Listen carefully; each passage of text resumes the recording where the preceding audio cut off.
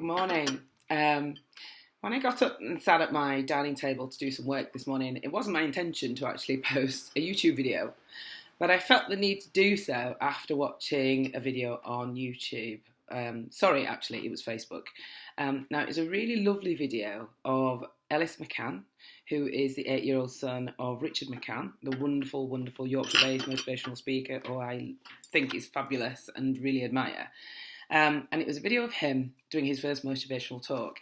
Now, the reason why I felt compelled to kind of get in front of the camera was because the intro to this video basically was saying that teachers, it should be shared with all teachers, because a teacher told him that actually it wouldn't be possible for him. Now, I'm fairly certain we all know someone who at some point in their life has said, oh, a teacher told me I couldn't do it, or someone told me I couldn't do this, etc. However, the reason I felt compelled to sit in front of the camera today is because I'm just getting a little frustrated with teachers being maligned and being blamed for people's inability to grasp life and really step into it. If you really, really want to do something, you will do it, probably regardless of all the things that are being told to you. Now, I was the same. I know it's difficult. I've had challenges and I've had that, little script running in your head that tells you that you can't do something. It didn't happen to be from a teacher. But what I want to say is, for those of you that don't already know, I am a teacher. I'm an educator. And I've been doing it for a long, long time. And I absolutely adore it. I want to reassure you that the majority of us become teachers because we do want to make a difference, and a positive difference, in the lives of those pupils that we teach. Many of us are there day in, day out, putting in long, long hours. For example, I was at work at 7:30 yesterday. I didn't leave until 6:30. And at no point in that day did I stop working. So we put in very, very, very long days. We put in a lot of hours. We come home and we do extra work, all because we want to give feedback to those pupils that we adore, whose beauty we can see, whose talents and abilities we want to help them realise to their fullest before they leave us, so that they grow up, go into the world confident, delightful people who are full of themselves, who love who they are and appreciate their talents. That is why we get into teaching. Yes, there may be one or two bad apples in the barrel who perhaps are so tired and dejected, or maybe they're just not very nice people in the first place. But please, please, please stop looking to those teachers as the kind of umbrella for the whole of the teaching faculty.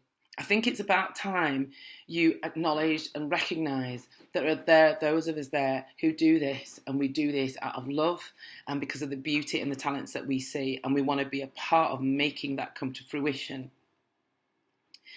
Now, the other reason why I wanted to speak to you today is because what I see in those children and what I tell them pretty much on a daily basis about their abilities, about how they should go out into the world and widen their experiences, grasp the world. The world is a beautiful place. There's lots for them to do. Even yesterday, I was telling my year 10 class that where they start is not a kind of box that contains them, and they shouldn't see where they start as a place where they finish. They can go anywhere. They can be anything.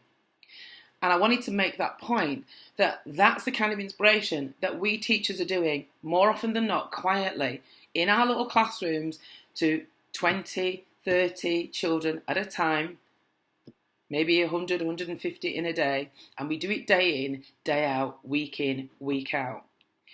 But if I see that in the children in our society, what I want to remind you of is that that's in you too. That you too should remember that you are capable of being and doing anything that you want, and that you should not listen to those detracting voices.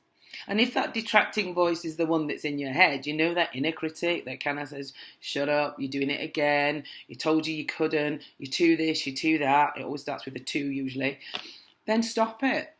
Take a moment and breathe. Find a space, sit yourself down, take some deep breaths and focus on who you are, your talents and the positive things that you know you possess, because we all do. In over a decade of teaching, I have never yet met one pupil that I did not see or felt had qualities, positive qualities that they could contribute to the world. So I'm reminding you today of two things. One, we teachers aren't all bad. Please give us a break. And please acknowledge and appreciate those ones of us that are actually doing the very, very best that we can to bring out the beauty and the gifts in your children. And two, remember, you are still that child, and the beauty and the gifts that I see in your children are still in you too. And it's never too late. So today, take the opportunity, love yourself, tap into your talents and your gifts, and go have that life that you really, really want for yourself. Many blessings and much love to you. Bye-bye.